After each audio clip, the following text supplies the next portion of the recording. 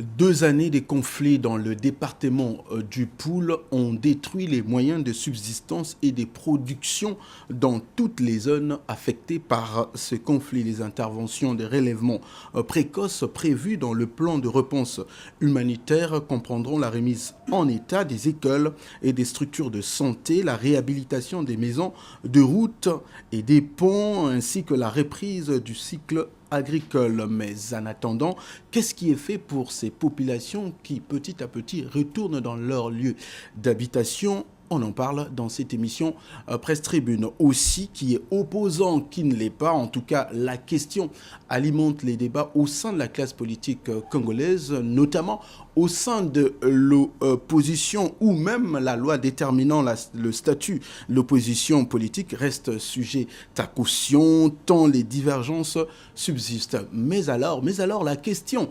que divise alors en réalité l'opposition congolaise, l'analyse, le décryptage de la question dans cette émission Presse Tribune, mesdames et messieurs, vous l'avez compris, c'est donc votre magazine qui démarre dans ce nouveau numéro. Pour en parler de ces deux questions sur ce plateau, j'ai le plaisir de recevoir Ernest Dimi, chroniqueur politique chez Le Patriote, le journal Le Patriote. Ernest Dimi, toujours un plaisir de vous recevoir et comme d'habitude au service de la nation. Toujours au service de la République, mon cher. Au service de la République pour la première fois dans cette émission. Alors le plaisir est pour nous de recevoir André-Michel Ikongo Otere. Il est donc premier vice-président de l'UMP. Bienvenue, monsieur, dans cette émission Presse Tribune. Merci. Alors, encore une fois de plus, une nouvelle personnalité dans cette émission. Nous espérons que ce ne sera pas la dernière pour cette première participation. Il s'agit de Jean Genel Otongo, premier vice-président du Centre solidaire. Monsieur Otongo, merci et bienvenue dans Presse Tribune. Merci. Voilà, mesdames et messieurs, c'est donc parti pour ce nouveau numéro. On se retrouve tout de suite. De retour, mesdames et messieurs, sur ce plateau de Presse Tribune, je vous rappelle que nous sommes ici avec 3 éminentes personnalités pour parler des questions qui touchent à la marche de notre société. Aujourd'hui, des questions essentielles. On parle de l'action humanitaire dans le Poul, mais également de l'opposition politique. Mais avant de commencer, vous le savez, la logique veut que nous commençons par le fait saillant de l'actualité de la semaine, tel que retenu par nos invités. Alors, je vais donner la question, la parole donc à M. Otongo. Vous avez suivi l'actualité.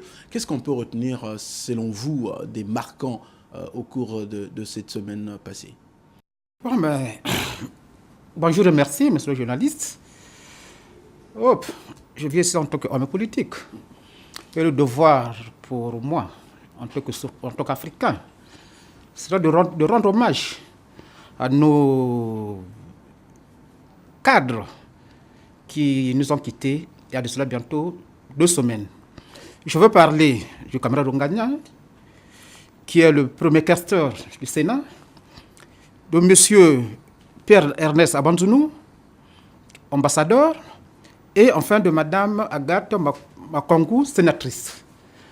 C'est quand même 3 événements tristes que le Sénat, en 48 heures, perde 2 personnalités. Je vais vous citer tout à l'heure M. Ongania et Mme Bakongo. Et pour le gouvernement, Père Ernest Abanzounou, qui jusqu'à son décès était encore ambassadeur en Guinée équatoriale. Donc, au nom du Centre solidaire en particulier et du Centre en général, je présente les condoléances les plus attristées au Parti congolais du travail, parce que tous ces 3 cadres appartiennent à ce parti frère, au Sénat, pour le cas des 2 sénateurs, et au gouvernement de la République pour le cas de son Excellence, M. Pierre-Ernest Abanzounou. Merci beaucoup donc, pour ces informations. On va continuer donc, dans les faits d'actualité avec M. Otere. Merci, M. Sergio. Bien, mais je commence d'abord, la bienséance exige que je commence à présenter mes condoléances au Parti congolais du travail pour la perte de 3 cadres en 1 semaine, ça fait quand même fort. Et au gouvernement et bien sûr au Sénat qui a perdu 2 de ses grands cadres, dont le premier questeur et un membre du Sénat.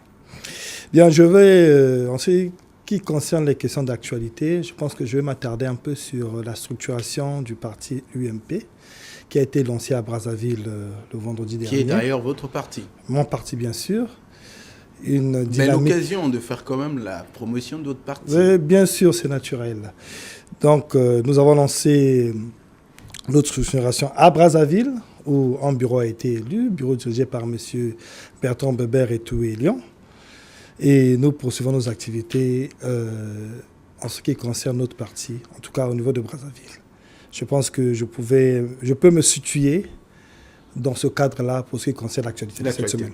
Merci beaucoup. On va terminer avec Ernest Dimi. Pour vous, pour l'actualité, bon, ce n'est pas au niveau national ni international, c'est juste un fait qui concerne une partie. Alors, s'il vous plaît, quand vous dites ni national ni international, je suis tenté de croire que c'est Céleste, alors. Non, ce n'est pas Céleste, ça concerne juste une partie d'un quartier de Brazzaville. Je parle du quartier Mikalou 2, notamment du côté de Jacopango, où, depuis des jours, les citoyens sont assoiffés parce qu'ils n'ont pas accès à l'eau potable, parce que juste un tuyau est perforé au point de jonction avec un autre qui va dans une ruelle, et on a bloqué donc tous les tuyaux pour que le temps des réparations, mais malheureusement, la SND est tellement pauvre que si le président lui-même ne demande pas qu'on décaisse les gens pour acheter cette famille... Vous ne pouvez pas dire ça, la SN2 n'est pas tellement pauvre. Totalement pauvre, puisque si en une semaine, on n'arrive pas à acheter un petit bout de tuyau pour donner de l'eau aux citoyens, alors il faut donc que le président lui-même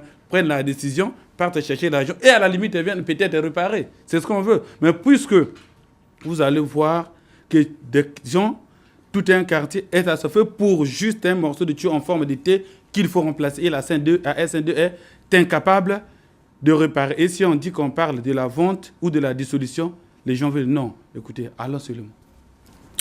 Voilà, merci beaucoup donc pour ces informations. On va donc entrer dans le vif de notre sujet. Je vous rappelle, mesdames et messieurs, votre émission Presse Tribune aujourd'hui se consacre sur deux questions. On commence par la situation humanitaire dans le Pool. Vous l'avez certainement suivi à travers les médias. Une délégation une délégation américaine conduite par son ambassadeur, ainsi qu'une délégation gouvernementale conduite par la ministre des Affaires sociales.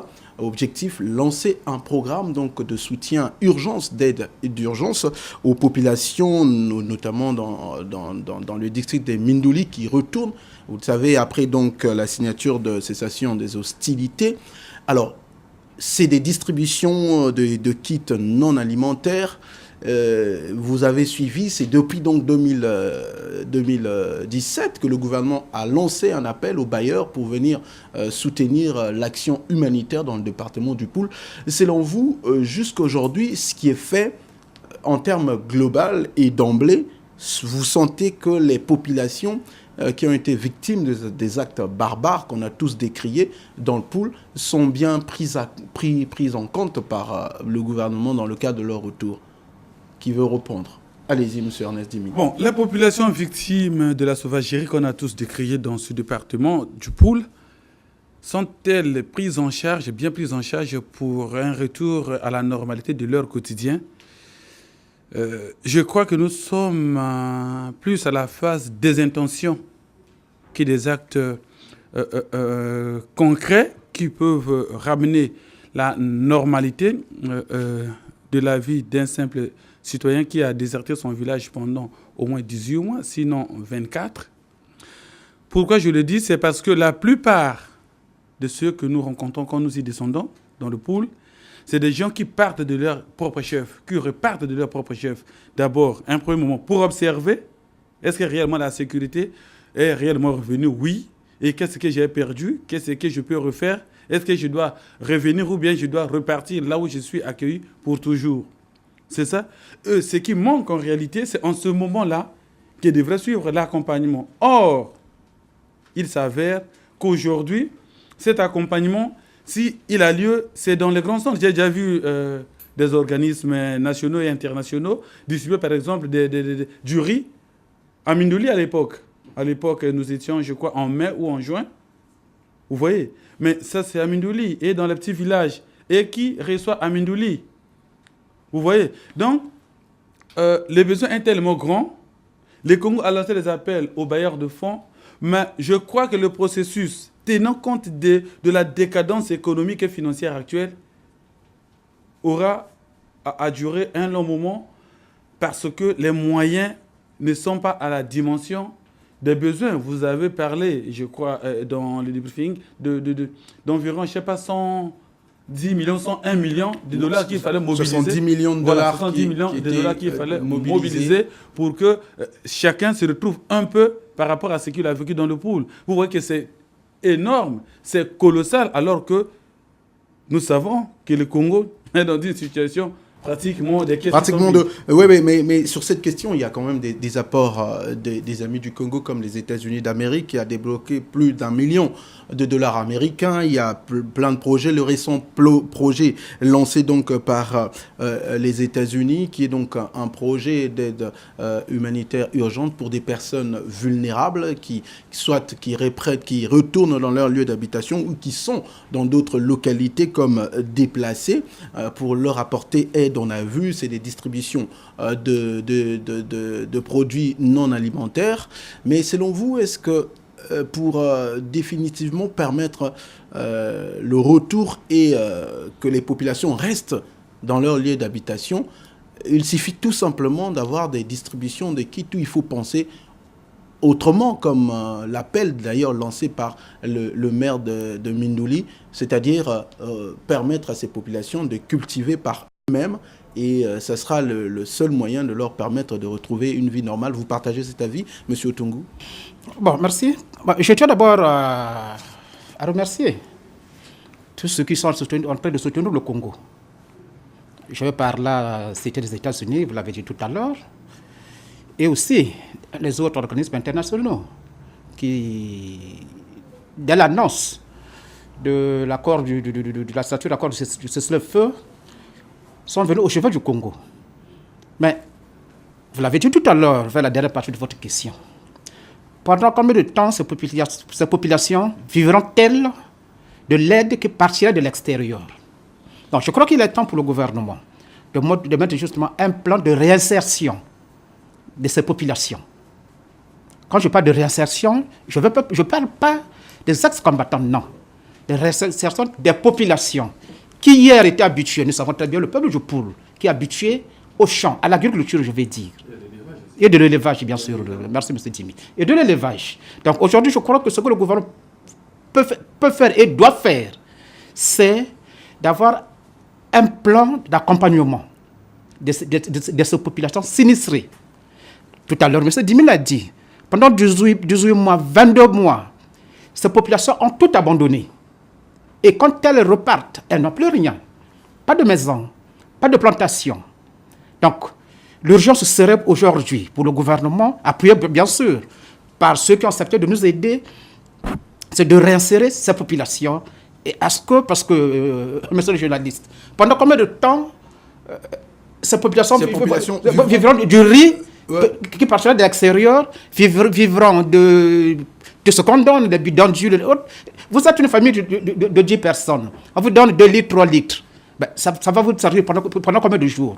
Donc, à mon avis, la solution, c'est la réinsertion. Réinsertion. Et parlons de ça, selon le PAM, vous le savez, qui a déjà fourni une aide alimentaire à plus de 70 000 personnes, la situation alimentaire de ces populations se trouve à un niveau grave parce qu'on parle de la malnutrition.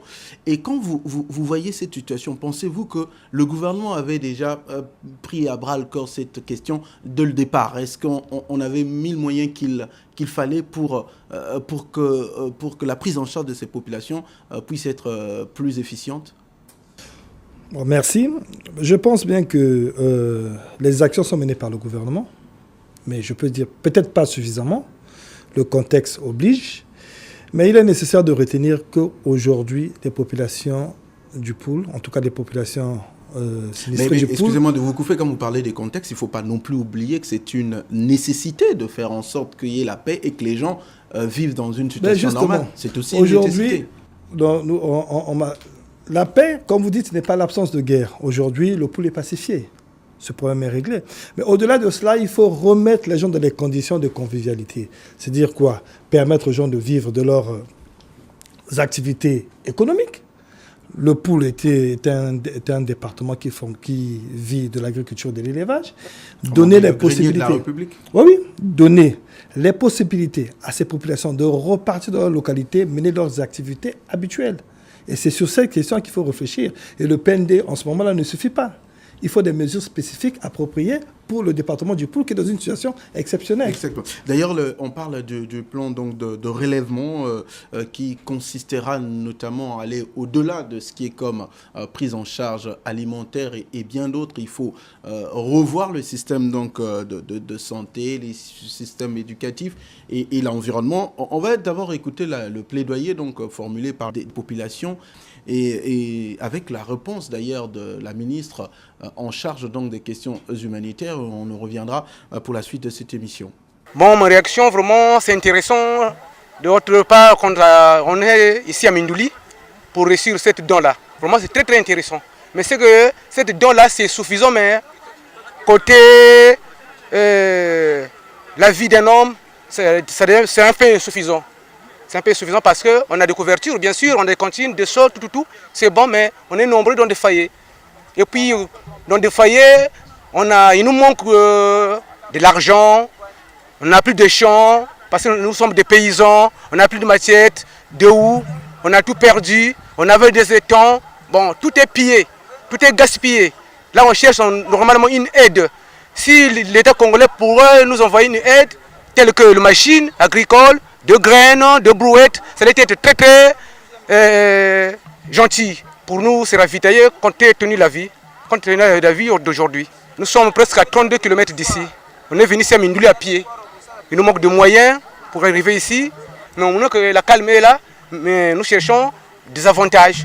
Parce qu'on a fait passer le temps, vraiment c'est ça. Les emplois pour l'agriculture et un gros passoire. Bon, la mission d'aujourd'hui, il faut que je commence par le début. On a lancé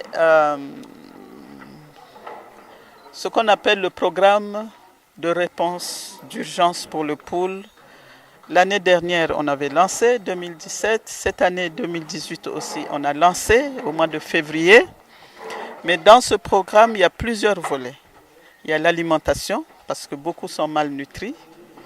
Il y a éducation, santé, mais il y a un volet qu'on appelle relèvement. Ce volet relèvement, c'est redonner à la population les moyens de reprendre leurs activités, les activités que ces populations faisaient avant. La plupart, ce sont des agriculteurs. Parmi eux, il y a des agriculteurs, il y a des éleveurs, il y a ceux qui font la pisciculture. Et aussi, il y a la partie eau et assainissement, réhabilitation des routes. Alors, jusque-là, depuis l'année dernière, depuis 2016, vous nous avez vus en train de distribuer le riz, la nourriture, ce qu'on appelle les NFI, c'est-à-dire les casseroles. Mais là, aujourd'hui, ce qu'on fait aujourd'hui, c'est la partie relèvement. Aider les populations à retrouver une vie digne. Eux, ils ont mis l'accent sur l'eau, l'assainissement et les latrines. Et la promotion des mesures d'hygiène. Voilà.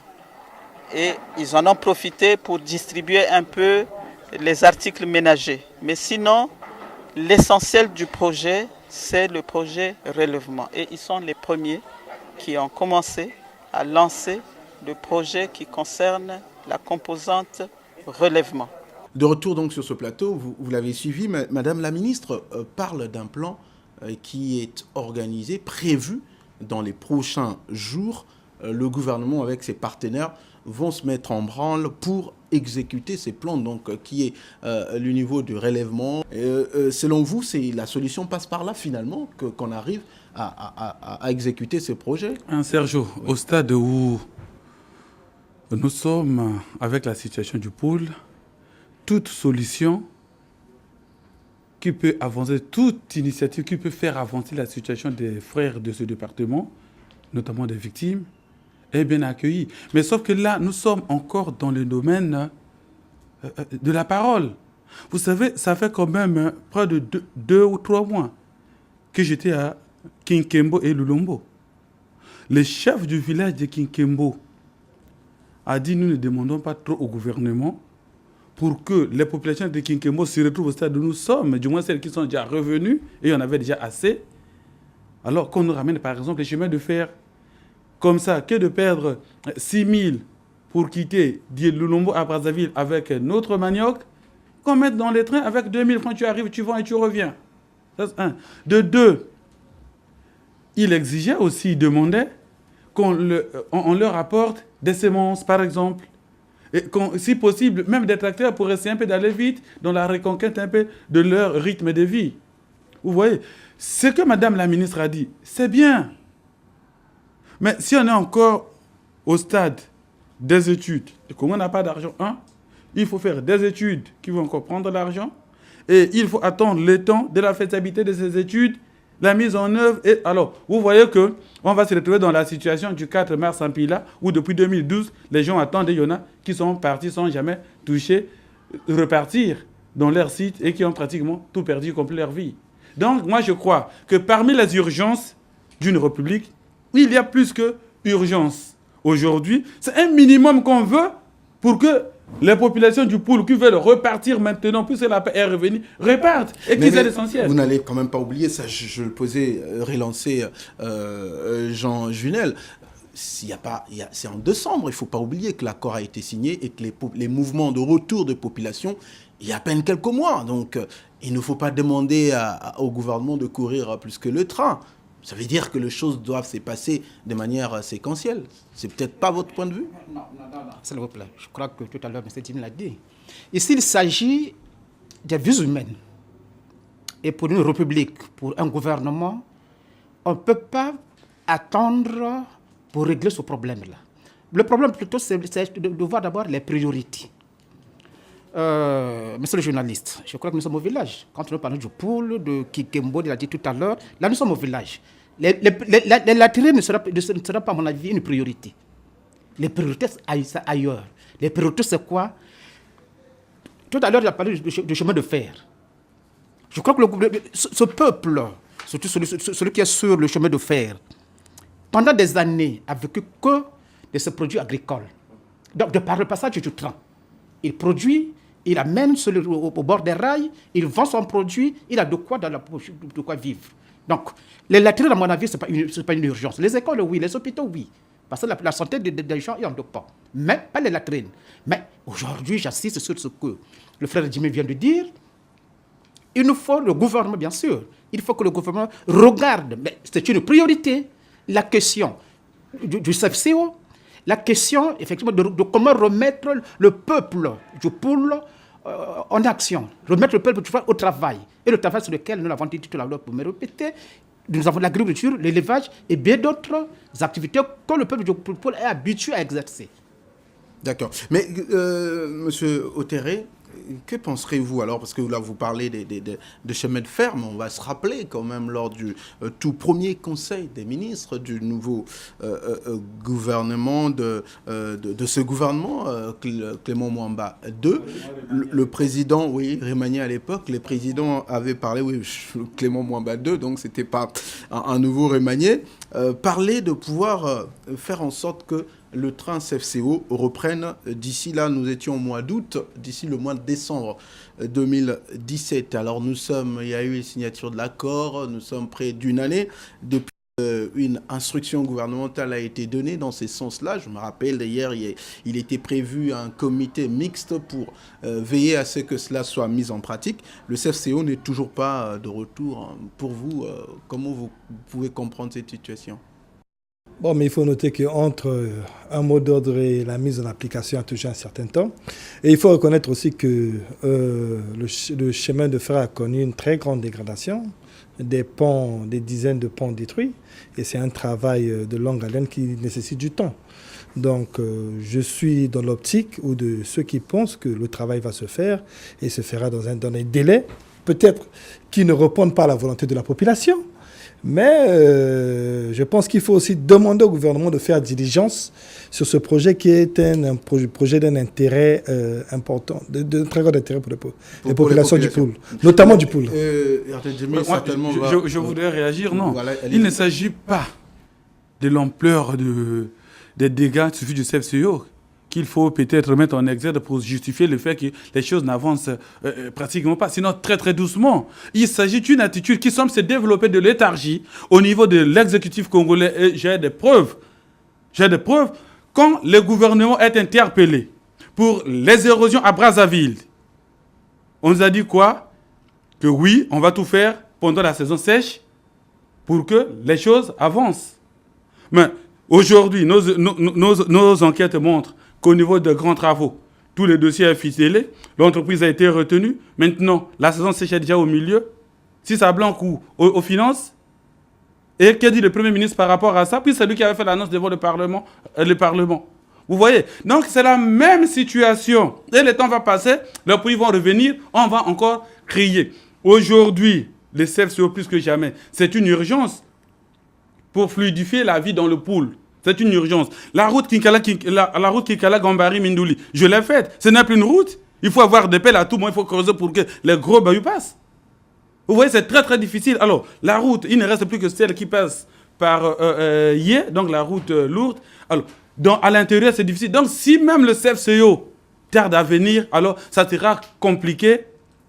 Ça sera très compliqué pour les gens de ce département qui veulent revivre, surtout là où les chemins de fer passent, à retrouver le rythme. Donc, je crois, je le redis ici, parmi les urgences, il y a plus que urgence. De la même façon qu'on gère les cas de drame, moi j'ai apprécié, quand très vite le gouvernement est parti au secours des sinistrés de Wando. J'ai beaucoup apprécié.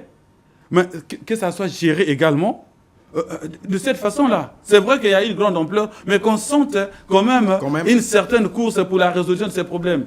D'accord. Parce qu'il y va de la vie de ces populations. Et de la crédibilité de l'État également. Qui retourne, ça il faut se le dire, que la vie reprenne dans ces zones touchées par la guerre.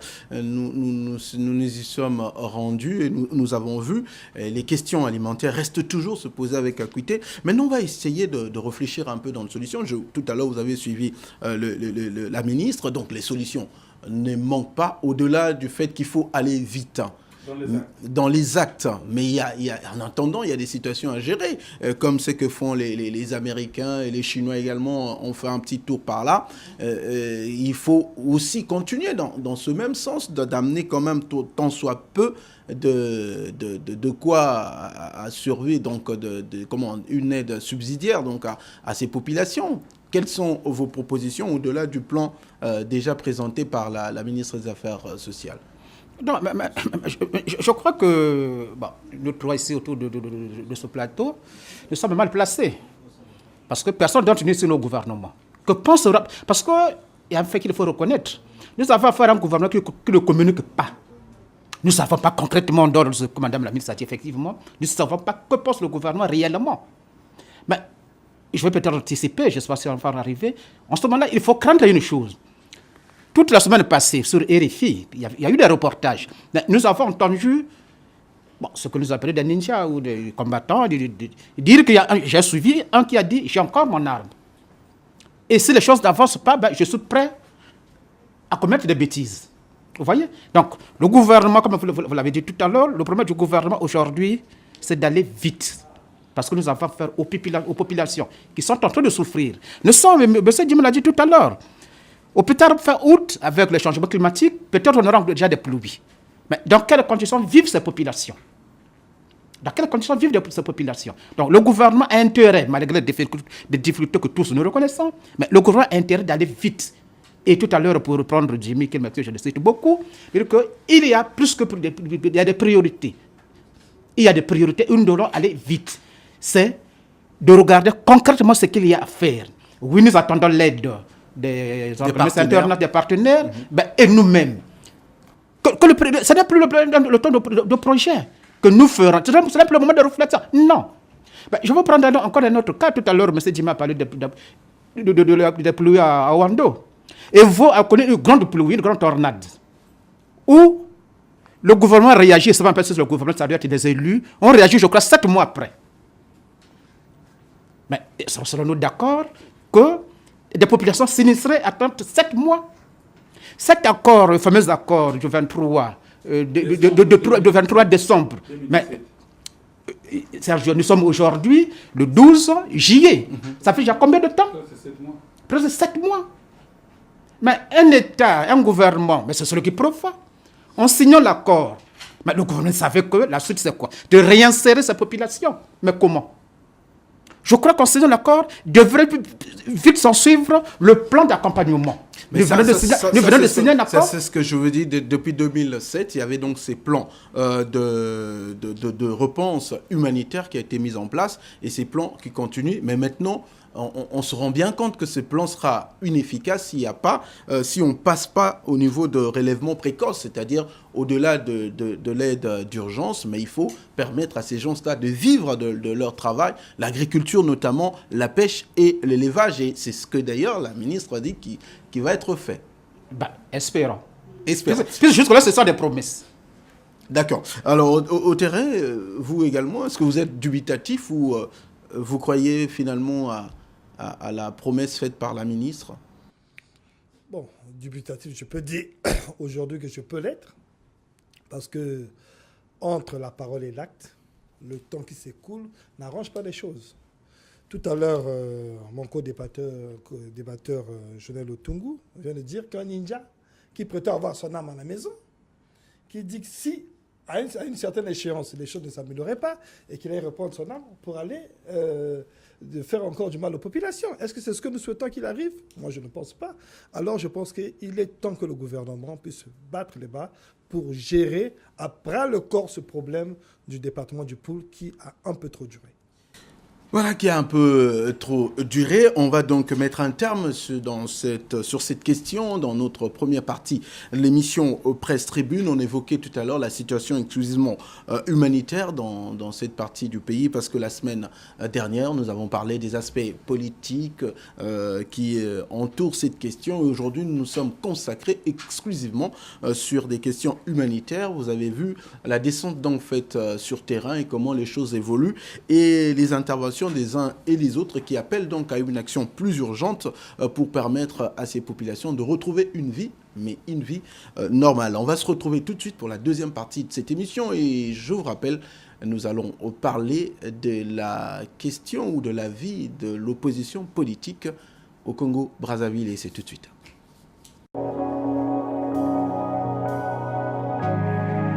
De retour sur ce plateau, la question qui est opposant, qui ne l'est pas? La question à vous, monsieur. Selon vous, qui est opposant au Congo qui ne l'est pas?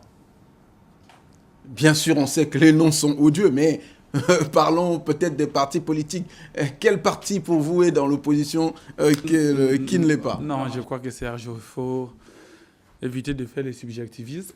Il faut plutôt aller dans le principe et reprendre ce qui est dit au niveau de la loi, les principes généraux des droits. Les principes généraux de la politique, les principes généraux de la loi nous disent que l'opposition est par essence celui qui n'est pas donc à l'exécutif, donc aux affaires.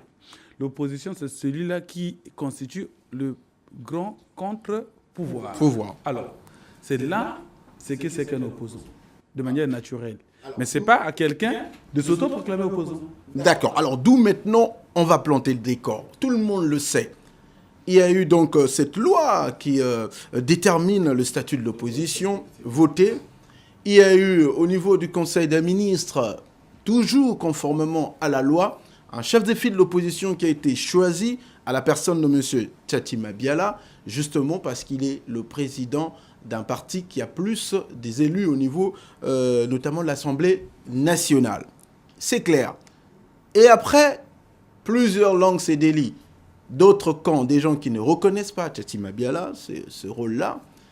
De l'autre côté également, la plateforme, le méga plateforme mise en place par donc Tchati Mabiala, des partis comme les Yuki qui en font partie, pensent que d'autres personnes comme notamment le ministre Nick Fila qui est de la COPAR, elle ne peut pas se prévaloir d'être opposant du moment où il est au gouvernement. Alors, la loi, cette semaine, la semaine passée, démonstration, des explications par-ci. La COPAR en a fait, la plateforme des présidents signataires donc, du mémorandum sont montés au créneau. L'UMP également est monté au créneau sur la question. La loi est là. Qui dit finalement la loi selon vous, Monsieur Otero? La loi est claire. Et je veux même, pour ne pas survoler, aller droit au fait, dans son article 5 qui statue sur l'opposition politique, cette loi institue M. Tsatima Mabiyala comme chef de file de l'opposition. Mais il ne donne pas caractère à M. Tsatima Mabiyala de désigner qui est opposant, qui ne l'est pas. D'ailleurs, je rappelle, c'est ce qu'a dit M. Tsatima Mabiyala lors de notre dernière émission. On l'a été l'interviewer, il a parlé, c'est pas à lui de déterminer, voilà. Mais c'est la loi qui détermine. Par contre, je veux revenir sur un fait assez important, c'est le cas Nic Fila de Saint-Eudes, président du PRL. Dans cette même loi, dans le même article, il est clair, bien défini, qu'il y a un parti d'opposition ou un groupement politique de l'opposition peut faire partie du gouvernement sur demande. Donc il est clair que dans le cas d'espèce, ni M. Tsatima Mabiyala, président du chef de file de l'opposition, ni M. Nic Fila, pour cette situation, n'a une responsabilité. La responsabilité, c'est la loi. La loi a bien défini les espaces des uns et des autres. Donc, dans le cas spécifique, je précise que M. Nic Fila a le droit d'être au gouvernement, tout en étant opposant. Et M. Tsatima Mabiyala, chef de file, je pense bien que n'est pas bien placé pour définir qui est opposant et qui ne l'est pas. Monsieur Tungu. La politique au Congo. Vous savez, il y a de cela plus de 20 ans, un certain article 75 a fait crépiter les arbres dans ce pays. Parce que l'homme politique au Congo, des fois je me dis, est-ce le bon sens à quitter l'homme politique congolais? Parce que souvent, nous les hommes politiques, nous avons un réel problème d'interprétation des textes. Que dit l'article 1 sur justement le statut de l'opposition politique? L'article 1 dit ceci, notamment dans l'alinéa 2. L'opposition politique est constituée par l'ensemble des partis et au groupement politique, des partis politiques, nous ne soutenons pas l'action du gouvernement. Nous partons à l'article 5, alinéa 2.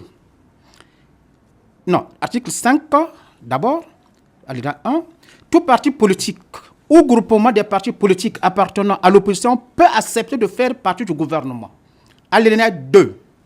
La présence d'un opposant au gouvernement l'astreint à la solidarité gouvernementale. Mais dans la pratique, monsieur le journaliste, monsieur Jean-Jude Lutungu est opposant. Membre, et j'accepte d'adhérer au gouvernement. Mais tenez-vous bien, il faut que les gens comprennent ce point-là. L'actuel gouvernement, ce n'est pas un gouvernement d'union nationale. Monsieur Denis Sassou Nguesso, candidat de la majorité présidentielle, a présenté un projet de société au peuple congolais. Le peuple congolais a dit oui à ce projet de société. Non seulement à M. Denis Sassou Nguesso, donc à l'élection présidentielle, mais aussi aux différentes consultations électorales. Je veux parler notamment des élections législatives, où le PCT est allié, donc la majorité a une large majorité à l'Assemblée. Donc aujourd'hui, le président Sassou n'a pas besoin des alliances pour gouverner. Alors, quand M. Nic Fila accepte d'aller, je suis dans la pratique, d'aller dans ce gouvernement, tout en sachant qu'il est opposant, et que lui, M. Nic Fila, le PRL, je veux dire, avait un candidat que le PRL a soutenu. Un candidat opposant donc, de M. Denis Sassou Nguesso. Donc, M. Nic Fila accepte d'aller à ce gouvernement. Est-ce que Nic Fila, en acceptant d'être membre de ce gouvernement, avait demandé au Premier ministre que non, mettons de côté le projet de société de M. Denis Sassou Nguesso, retrouvons-nous autour d'un autre idéal pour que nous gouvernons ensemble? Non. M. Nic Fila accepte de rentrer dans le gouvernement du PCT, donc de la majorité. Du coup, il ne va plus avec cette veste d'opposant. Parce qu'il est en train de faire la politique de M. Denis Sassou Nguesso. Donc il ne va pas avec, s'il vous plaît, il ne va pas avec cette veste d'opposant. Maintenant, ce problème arrive. Parce que ce qui tue les Congolais aujourd'hui, c'est cette affaire des quotas. Tout le boulot, c'est autour des quotas. C'est ça la vérité. Et quand on parle de quotas, les gens voient que des émoluments. Ce n'est pas parce que les gens aiment le Congo, non. Parce qu'on ne voit que des émoluments. Mais si aujourd'hui, M. Tsatima Mabiyala dit oui, Nic Fila, tu as ta place dans le côté de l'opposition. Mais quel sera le discours de Denis Fila en ce moment-là? Étant membre du gouvernement. Puisque, par définition, l'opposition, excusez-moi, par définition, c'est dit, l'opposition, l'opposition et l'ensemble qui ne soutiennent pas l'action du gouvernement. Mais c'est Denis Fila qui aujourd'hui est comptable de l'action de l'actuel gouvernement. Qu'est-ce qu'il a dit alors dans l'opposition? D'où alors, Ernest Djimi, vous comprendrez aisément la position de M. Tchati Mabiala, qui parle même des questions de morale. Pourquoi? Parce que quand on est opposant, on est censé critiquer l'action du gouvernement. Pour quelqu'un qui est au gouvernement, il n'aura pas l'aisance de pouvoir critiquer cette action et que c'est même utile ou bien pour M. Nick Fila d'avoir profil bas et au moment où il va quitter le gouvernement, il peut rejoindre la famille politique des opposants. Pour vous, est-ce que ce n'est pas clair et net? Bon, Sergio, je crois qu'il ne faut pas chercher le pouls dans la tête d'un chauve parce que tout est clair. Les Congolais comprennent que la politique, c'est du business. Et quand quelqu'un qui se dit opposant par ses prises de position et qui est compris comme tel dans la société accepte, alors qu'il avait, comme il avait même un candidat qu'il a présenté face à celui qui gouverne aujourd'hui, accepte d'aller chez celui qui était son adversaire, je crois qu'on n'a même pas besoin de la loi, on n'a même pas besoin des principes de droit. On comprend aisément qu'il a choisi son camp. Mais ça, rien que même un enfant le sait. Et ça le met en difficulté. Vous croyez quel discours d'opposant Nick Fila va tenir aujourd'hui et les Congolais l'acceptent? Vous voyez, et c'est cette situation qui a mis en difficulté Parfait Kolela, qui a mis en difficulté Okombi Sadissa, qui a mis en difficulté Mounari Claudine. Vous voyez, tous, vous avez mangé avec le diable et vous sautez pour dire que nous sommes des saints parce que là-bas, ça sent déjà mauvais. Non. Non. C'est ça, non. Laisse-moi, je n'ai pas Oui, fini. allez-y. C'est l'éternel problème de la férisation de la politique au Congo. Et je l'ai dit, et je le dis toujours, c'est ce qui fait que les Congolais comprennent, ne le prenez pas pour les enfants, que la politique, c'est une affaire d'argent. Opposition, Yanzala, qu'est-ce que je gagne là-bas dans l'éternel? Opposition, c'est là où j'ai toujours dit, il faut avoir un minimum de considération pour les gens qui sont sur les principes. Moi, j'ai souvent pris l'exemple ici de Mathias Don, qui aujourd'hui totalise assez d'années à l'opposition. Vous croyez qu'il n'a pas eu l'opportunité de susciter à participer à un gouvernement? Vous voyez? Donc, moi, je crois qu'aujourd'hui, il faut avoir... il faut assumer ses choix. Il faut assumer ses choix. Soit on est à l'opposition, soit on est à la majorité, mais pas les deux à la fois. D'accord, mais il y a aussi au sein de cette plateforme, à peine créée, la signature donc, du mémorandum, il y a M. Kinyumbi Kiambungu qui lui également sort de son silence et festige des choses au sein de cette plateforme. On peut se dire, décidément, l'opposition politique ne peut jamais se mettre d'accord, ne peuvent jamais marcher. Sergio, je préfère continuer parce que l'opposition au Congo ne sera jamais d'accord sur un seul fait. Vous allez voir, comme c'est un spectacle auquel l'opposition a habitué les Congolais. Ici, on dit oui, là-bas, on dit non, mais vous allez voir que tout ça, surtout des jeux d'intérêt, non, tel qu'on a appris, Tchati Mabiala, c'est lui qui va donc nous gouverner. S'il y a l'argent qui tombe, déjà au premier jour de l'activité, selon nos sources, c'était 10 millions qu'ils avaient reçus pour organiser l'activité au Palais des Congrès. Mais il y en a qui avaient déplacé leurs mandants, en fait, leurs militants, et d'autres qui n'en avaient pas, donc qui ne savaient même pas qu'il y avait de l'argent. Et c'est là où on peut justifier certains coups d'humeur, certaines sortes d'humeur. Maintenant, le problème, c'est quoi? Qui va être derrière qui, comment et pourquoi? Vous oubliez une chose. Qui est Kinyumbi? Qui est Tchati Mabiala? C'est les deux sociétaires de l'UPADS. Vous voyez? Et Kinyumbi a été le premier à défendre l'UPADS ici contre Vonzemare, contre les autres l'accusaient de tout. Mais aujourd'hui, pour moi, il est en train de rendre l'ascenseur à ceux qui l'accusaient de collusion avec le pouvoir, qui eux-mêmes se retrouvent dans cette histoire. Puisqu'aujourd'hui, quand vous suivez j'ai suivi les discours de Claudine Mounari, il parle de l'opposition qui émarge. Quelle opposition qui émarge? Ceux qui ont accepté d'émarger. C'est lesquels? Donc on est dans cette sorte de méli-mélo et qui va amener les Congolais à ne plus comprendre qui fait quoi, qui est opposant, qui ne l'est pas. Et c'est ça les jeux politiques finalement. Alors pour vous, que fait courir M. Kinyoumi Kamou quand on sait qu'il a participé à l'élaboration de ces mémorandums et au finish dire que certaines de ses préoccupations n'ayant pas été prises en compte et il ne signe pas? Et avec plusieurs questions, plusieurs mots fustigeant donc l'organisation de cette plateforme, on peut se dire que cette plateforme est également mal partie, comme l'Afrique d'ailleurs, diraient certains. Je pense que cette plateforme connaît beaucoup de faiblesses d'organisation. Elle connaît beaucoup de faiblesses d'organisation parce que déjà, par principe, dans une organisation qui se veut honorable et honorée, doit faire l'essentiel et sinon faire tout pour rassembler. Et quand une organisation commence à diviser, c'est tout parti pour un échec. Et c'est ce que nous sommes en train de vivre aujourd'hui avec l'organisation. Et M. Otomou, selon vous, qu'est-ce qui divise finalement? D'ailleurs, M. Ernest Demu vient de le dire, on le sait bien, mais moi je veux que vous le disiez avec vos mots. Vous êtes un acteur politique, on va aussi faire un petit clin d'œil au centre. On sait bien que finalement, on peut se dire que l'homme politique congolais, avec l'argent, c'est pas bon ménage. Là où il y a l'argent, il y a toujours des divisions, vaut mieux ne plus mettre de l'argent dans la politique. Je vais revenir un peu sur la position de Niki Fila. D'abord, le PRL, c'est un parti libéral. Et le PCT, c'est un parti qu'on a dit de la social-démocratie. Oui. Donc, du point de vue idéologique, ces deux partis ne peuvent pas s'asseoir pour gouverner ensemble. Alors d'ailleurs, cette question-là, on sait bien que les questions idéologiques n'est pas formelle. C'est là où le problème, comme dit. Des exemples, il y en a. S'il vous plaît. Monsieur, vous recevez cet après-midi ou ce soir quelqu'un qui a contribué à l'élaboration de ce document-là. Et il y avait bel et bien les délégués de Niki Fila. Ils savaient ce que... Ça, c'est nous. Parce que le ministre de l'Intérieur, avec son esprit d'ouverture, ce n'est pas un produit purement du gouvernement. Mais avec la contribution de compréhension de politique, et moi qui ne veux pas jeter là ce jour-là, où le ministre de l'Intérieur nous a donné le projet de cette loi. Une semaine après, nous sommes revenus avec nos contributions. Donc, dans la vie aussi, il faut savoir ce que l'on veut. Maintenant, je reviens sur cette affaire de Kinyoumi. Non, sans sérieux. Sans sérieux. Kinyoumi, effectivement, pour moi, Kinyoumi a raison. Kinyoumi dénonce, entre autres, un fait, le pacte républicain. Ça sort de sa bouche. Il parle d'un certain pacte républicain. C'était proposé par Tchatchi Mabiala à la sortie lors de la signature du mémorandum.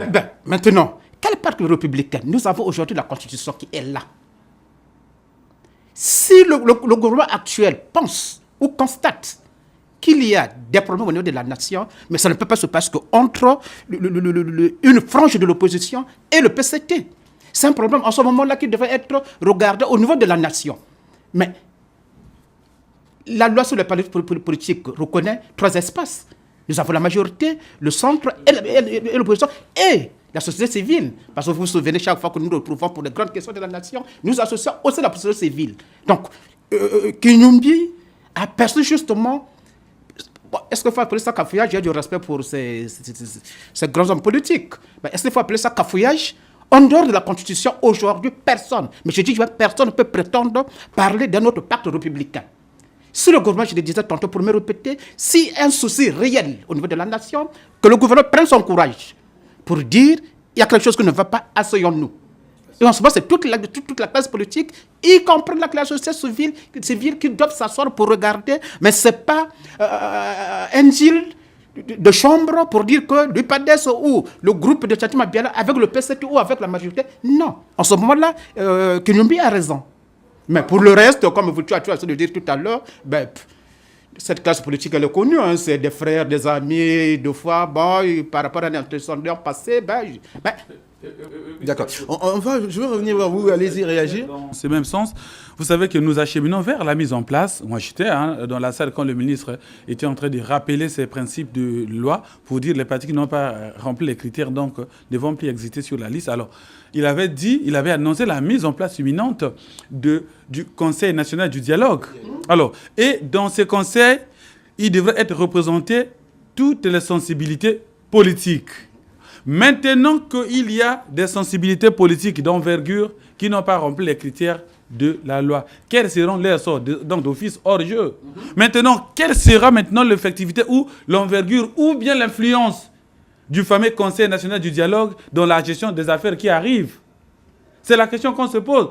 Puisque si c'était mis en place sous le joug de l'ancienne loi, alors on avait des partis qui devraient figurer ou qui devaient avoir des représentants là-bas qui pourtant pèsent, qui ont eu à avoir des élus quand ils ont participé aux élections, donc qui ont eu à gouverner le pays d'une manière ou d'une autre, mais qui aujourd'hui, par le simple fait de l'application de cette loi, se sont retrouvés hors jeu.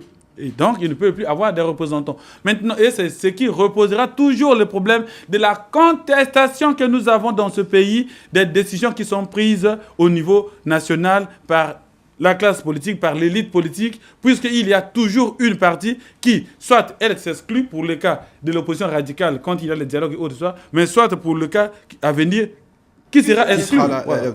Mais c'est d'ailleurs ça la grande question. On a discuté avec un homme politique de ce pays sur cette question des contestations. Est-ce que finalement on peut se dire que le Congo se prépare toujours à avoir des contestations à chaque fois qu'il y a des échéances ou alors il y a des organisations comme ça?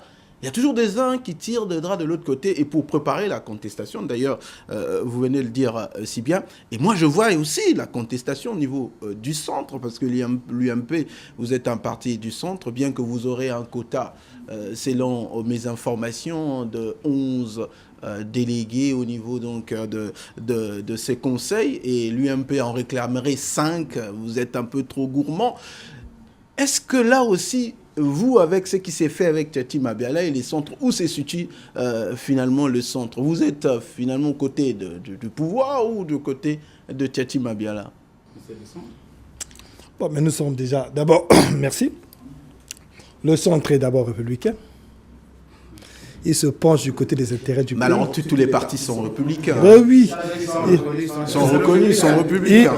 Il se penche du côté des intérêts de la population. Ça veut dire quoi? Nous sommes une médiane. On se penche du côté des intérêts de la population. Aujourd'hui, le président de la République est élu avec un projet que nous avons soutenu et nous l'accompagnons dans la vision de ce projet. Pour parler de l'UMP, je ne parle pas du centre en général.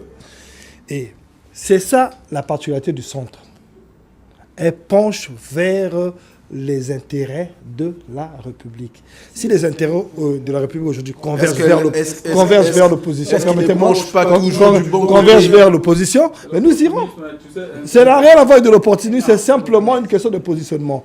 Aujourd'hui, quand le gouvernement a des faiblesses, nous critiquons, nous fustigeons.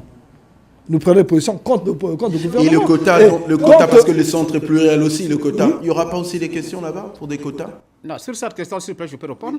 Non, je vous en prie, parce que je suis bien placé. Je fais partie de la commission, effectivement, qui repartit le côté au niveau du centre.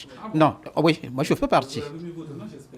Je ne fais pas la politique par rapport à moi, je fais la politique par rapport au pays. Non, au centre, à mon avis, à notre avis, il n'y aura pas de problème. Parce qu'il faut reconnaître, puisque vous parlez de l'UMP, je peux répondre aussi. L'UMP, aujourd'hui, il faut reconnaître que c'est le parti locomotive du centre. L'UMP, aujourd'hui, a 2 députés. L'UMP a des conseillers. Donc, c'est normal que vous lui donnez 5 délégués. Non, ça veut dire que je peux sortir le chiffre 5. Je ne sais pas où est-ce que vous avez trouvé ce chiffre-là. Je peux tout à l'heure vous prendre mon sac. Mais je vous en prie, je peux vous prendre mon sac et vous donner comment est-ce que nous avons reparti notre quota. Mais je crois que ce n'est pas ce que vous dites. Mais je dis que je suis bien placé pour répondre à cette question parce que je fais partie de cette commission qui travaille justement sur les quotas. Et en ce qui concerne l'UMP, je disais tout à l'heure que c'est tout à fait normal que l'UMP ait plus que les autres. Parce que c'est le parti locomotive aujourd'hui du centre. Suivi de Mateta, de Nazer Zawa et autres. Maintenant, en ce qui concerne la position du centre, j'avoue, peu importe ce qu'on peut dire sur le régime Sassou, nous centre, nous avons soutenu le candidat Sassou. Et aujourd'hui, nous assumons et nous assumerons ce qui pourrait arriver. Le centre n'a pas eu un autre candidat que M. Denis Sassou. Nous l'avons soutenu depuis le changement de la Constitution jusqu'à sa candidature à l'élection présidentielle. Et donc, comme j'ai dit tantôt, nous assumerons, peu importe ce qui peut arriver.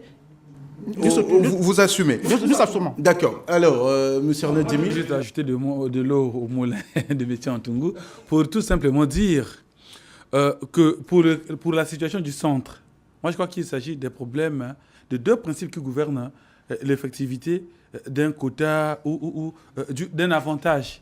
Il y a la légalité, il y a la représentativité. Voilà. Alors, si vous avez un parti, le centre avait beaucoup de partis, mais je crois que c'est on dirait 10 ou 11 10, qui sont légaux. Oui.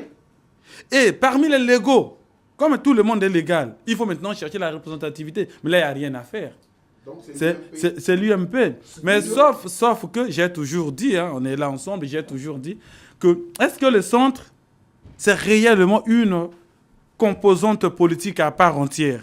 Alors, si c'en était le cas, pourquoi le législateur n'a-t-il pas défini qu'il y ait un statut chef pour de le file centre? du centre? Ça, c'est une autre question. Vous dites bien, ils ont exigé 5. Même si vous êtes mis d'accord que l'UMP prenne 3, ça, c'est aussi une information. Mais ils avaient d'abord demandé 5. Bon, tout le monde consent ici. C'est lui qui sommes à la commission, c'est pas qui l'a demandé. Voilà.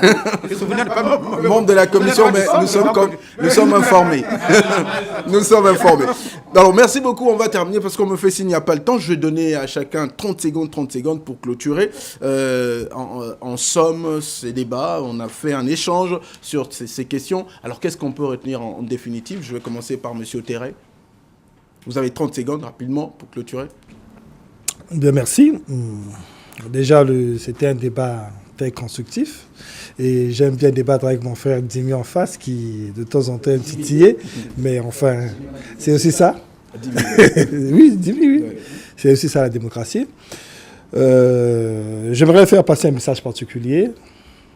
Un message de l'UMP. Permettez-moi. Profitez-en. Ouais. Mais vous aurez la facture juste après l'émission. Nous demandons à la population de Brazzaville, les jeunes, les chômeurs, les cadres, de rejoindre ce grand parti qui est un parti d'avenir. D'accord. J'espère que le message est passé. Monsieur Otungu. Merci, monsieur le journaliste. C'est la première fois que je passe à votre émission. Oui. Et je voudrais un peu revenir sur le feuilleton opposition. Non, je voudrais demander aux uns aux autres, des différentes franges de l'opposition, de se mettre autour d'une table. Parce qu'aujourd'hui, le peuple congolais a d'autres priorités. Qu'à chaque fois, nous les politiques, nous leur servons ce qui est inutile. Parce que ces querelles, le peuple congolais n'a pas besoin de ça. Le peuple congolais a besoin d'autre chose. Donc, que ses frères et sœurs s'asseyent, regarder concrètement qu'est-ce qu'il y a à faire, tout en appliquant les tests. Parce que de part et d'autre, ils ont des juristes et ce sont des grands politiques qui peuvent, à mon avis, froidement regarder la question. Merci beaucoup. On va terminer avec Ernest Dimi. Moi, je vais revenir plutôt sur le pool, notre pool commun, notre pool congolais. Alors, je crois que la situation a beaucoup évolué, puisque nous y allons régulièrement et nous échangeons aussi régulièrement avec des ex-combattants qui attendent leur prime à la réinsertion. Dans certains, j'ai même des photos qui sont déjà en train de planter des haricots, qui sont déjà en train, j'étais encore avec un il n'y a pas longtemps, qui est venu chercher ses petits postes de téléviseurs, écran 14 pouces pour aller ouvrir par exemple une salle de jeux électronique à Missafou qui a désormais l'électricité. Vous voyez, donc c'est pour dire que la situation est en train de s'arranger. Mais si l'État accélère un peu le processus, je crois qu'on ira peut-être un peu plus vite et de manière définitive. Donc voilà ce que je tenais à dire un peu, que le gouvernement fasse un peu vite, mais toujours bien. Bien. Faire vite, faire bien, c'est ce que nous espérons au niveau donc, du ministère des Affaires sociales et de l'action humanitaire. Nous resterons vigilants en train de regarder ce qui s'est fait de ce côté-là pour le bien-être des populations du pool. Merci mesdames et messieurs de nous avoir suivis. Merci à Ernest Dimi, merci à monsieur Oteré et monsieur Otungu pour votre participation et j'espère que ce n'est pas la dernière. Vous nous ferez toujours le plaisir de revenir débattre avec nous. On vous donne rendez-vous à vous, très chers téléspectateurs, le dimanche prochain avec le même plaisir et le même sens du devoir. D'ici là, portez-vous bien.